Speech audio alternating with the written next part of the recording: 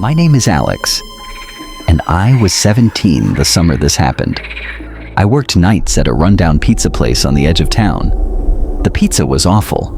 The uniform stuck to you like glue, and the delivery car was basically a death trap on wheels.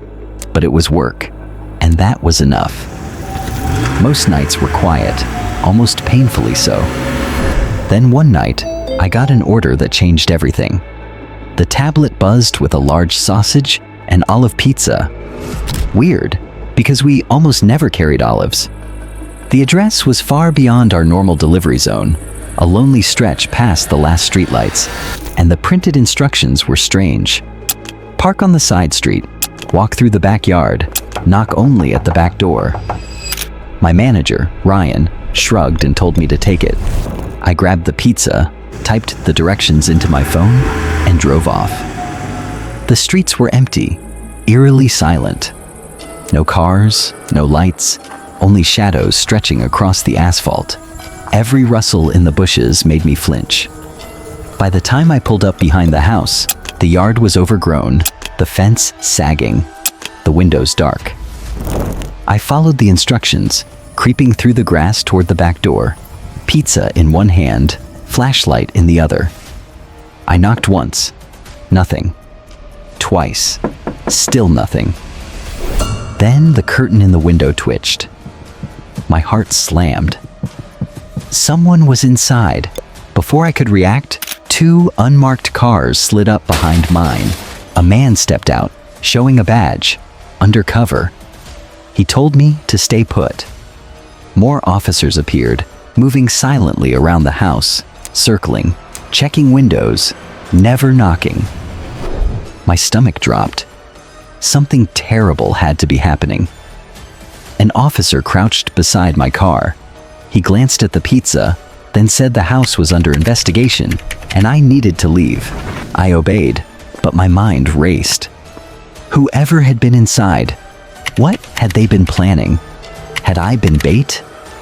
By the time I got home, the streetlights felt oppressive, every shadow a threat. I still have nightmares of that curtain twitching, the quiet, and the sense that I had glimpsed something I wasn't supposed to see. I stayed at a beach house in Delaware that my father left me. I was married with two boys, Ethan and Caleb, and we had begun spending summers there. One Wednesday night, around 9:30, Ethan came out to me, pale and shaking, saying he had been hearing scratching in his room. I thought it was just the old house settling. I followed him, checking the walls, the corners, but heard nothing. At first. Then, faint at first, a slow, deliberate scratching sound coming from the baseboards. I crouched, pressed my ear to the wall, and then I heard it. Deep, slow breathing. Human. My blood ran cold. Before I could react, a scream exploded from inside the wall. Guttural, inhuman, angry. I yanked Ethan out, scooped up Caleb, and ran upstairs, only to see a man covered in filth charging the sliding glass door. He slammed into it with a force that made me fear it would shatter. He clawed at the glass, shrieking, smearing something dark across it. I braced myself against the door, yelling at my wife to get the kids and call the police. Minutes felt like hours. When the cops finally arrived, they tackled him. Investigating further, we discovered he had been living in the crawl space beneath the house, entering through a hidden panel in Ethan's closet.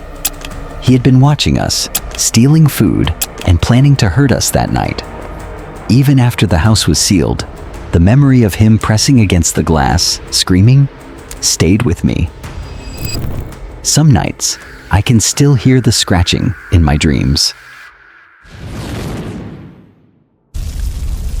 I was 16, and my friend Mia and I loved to sneak out for late-night stargazing.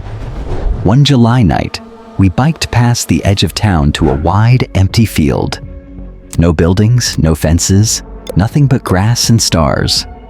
We spread a blanket, opened a cheap bottle of wine, and waited for a shooting star. We laughed, joked, pointed out constellations, feeling the freedom of the night.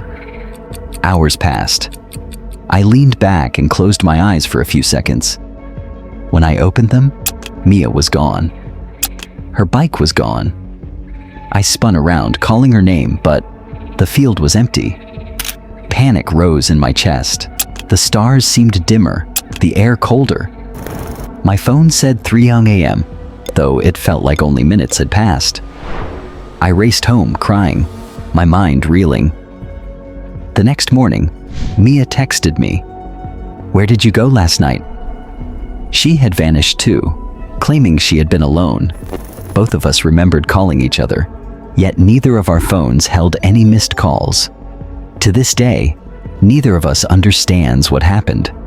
Sometimes, when I look at the night sky, I feel that same chilling emptiness, as if the universe itself had shifted us, even if only for a moment. Thank you for listening to these stories.